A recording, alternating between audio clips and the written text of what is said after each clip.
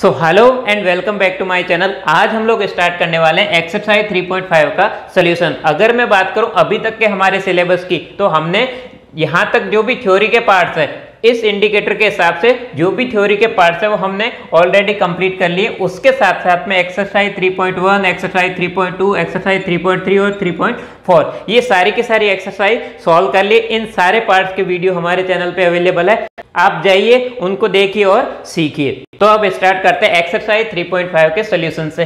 तो सबसे पहले हम लोग लेते हैं क्वेश्चन नंबर 1 का पहला पार्ट। अगर मैं बात करूं इस वाले क्वेश्चन की, तो इसका जो थ्योरी का पार्ट है, इसमें जो थ्योरी यूज होने वाली वो हमने ग्राफिकल मेथड में ऑलरेडी पढ़ी हुई है, बड़े अच्छे से पढ़ी है कि कब हमारे यूनिक सोल्यूशन होते हैं, नो सोल्यूशन या फिर इन्फिनेटली मेनी सोल्यूशंस होते हैं। इनकी थ्योरी को हमने यहाँ पे खत्म किया है। तो अगर आप ये वाला पार्ट देखोगे तो आपको कहीं और से पढ़ने की जरूरत नहीं पड़ेगी। और जो तीनों केस होते हैं वो इनके रेशियो से पता चलते हैं। तो सबसे पहला होता है हमें स्टैंडर्ड फॉर्म में लिखना होता है। ये लीनियर इक्वेशन की स्टैंडर्ड फॉर्म होती है, ये हम लोग बार बार बातें कर रहे हैं। उसके बाद में जो a1 a2 यहां से निकलते हैं, उनके जो रेशियोज है, उनके जो अनुपात है, उससे हमें पता चलता है कि जो दो लीनियर इक्वेशन है उसके सॉल्यूशन कितने होंगे, एक होंगे, हजार होंगे, मतलब इनफाइनाइट होंगे, या फिर कोई सॉल्यूशन नहीं होंगे। तो सबसे पहले हमें इनके कोएफिशिएंट लिखने होते हैं। तो जल्दी से बताओ a1 क्या है? a1 हो गया 1 क्योंकि x है।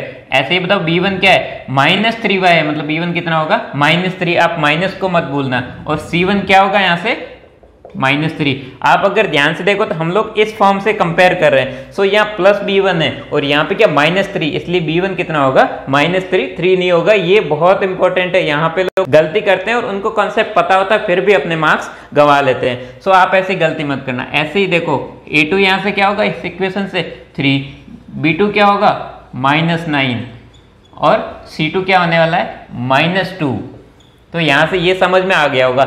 यहां पे आप ध्यान से देखो तो ऑलरेडी स्टैंडर्ड फॉर्म में, मतलब ये जो फॉर्म है इक्वल टू 0 वाली इस फॉर्म में, इसीलिए हमें इसको स्टैंडर्ड फॉर्म में लिखने की जरूरत नहीं पड़ी। लेकिन अगर ये स्टैंडर्ड फॉर्म में नहीं है तो आपका सबसे पहला स्टेप यही होगा कि आप इसको इस फॉर्म में लिखिए। अब हमारा अगला स्टेप होगा हमें रेशियोज को लिखना, हमें अनुपातों को लिखना है। तो a1 डिवाइडेड बाई a2 बताओ वो कितना है? 1 डिवाइडेड बाई 3। ऐसे ही बताओ b1 डिवाइडेड बाई b2 वो कितना है? -3 डिवाइडेड बाई -9। माइनस माइनस क्या हो जाएगा? प्लस हो जाएगा। और 9 डिवाइडेड बाई 3 कितना होता है? 3। सो ये हो जाएगा हमारा प्लस में 1/3। अगर आप अब ध्यान से देखोगे तो a1 divided by a2 is equal to b1 divided by b2। तो ये हमारा कौन सा केस है? अगर आप इन दोनों केसेस को देखोगे तो ये भी हो सकता है, ये भी हो सकता है, क्योंकि दोनों में क्या है? ये दोनों इक्वल है। तो इसको पता करने के लिए कि इन दोनों में से कौन सा केस होगा, हम लोग क्या करते हैं?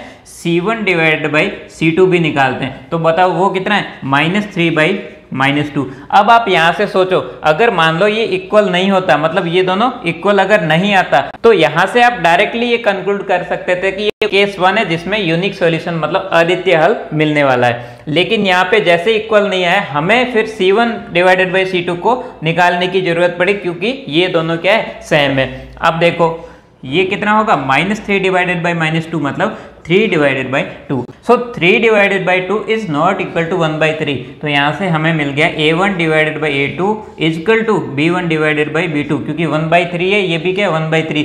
ये कितना है? 3/2 है। इसका मतलब इन दोनों के बराबर c1 डिवाइडेड बाई c2 नहीं है। अगर आप ध्यान से देखोगे तो ये हमारा कौन सा केस है? ये सेकंड केस है, इसमें हमें कोई हल नहीं मिलता। और अगर आप थोड़ा सा और अपने थ्योरी वाले और कॉन्सेप्ट वाले पार्ट को याद करोगे तो आपको बड़े आराम से याद आ जाएगा कि ये हमारा वही केस है जिसमें दो लाइन पैरेलल होती है। हमने बताया था कि जब c1 divided by c2 different हो और ये दोनों सेम हो तो इन दोनों लाइन की क्या है? स्लोप सेम रहेगी। और जैसे जैसे ये रेशियो बदलता जाएगा वैसे वैसे लाइन इसके पैरेलल में चलती रहेगी। और जैसे ये बराबर हो जाएगा ये लाइन जस्ट इसके ऊपर आ जाएगी। और वो हमारा केस कौन सा हो जाएगा? जिसमें दोनों लाइन एक दूसरे के ऊपर हो, वो हो जाता है हमारा कोइंसिडेंट मतलब संपाती रेखा, जो तीसरा केस है। तो हमारा आंसर यहाँ से सिंपली क्या हो जाएगा? दोनों लाइन पैरेलल है और हमें पूछा है कि इसके कितने हल होंगे। जब पैरेलल है तो ये कहीं पे कट नहीं करेगी। तो सिंपल सा हमारा आंसर क्या होगा कि भैया नो सॉल्यूशंस। हिंदी में बात करें तो कोई हल नहीं है, क्योंकि ये दोनों लाइन कैसी है? पैरेलल है, कहीं पे कट नहीं करेगी।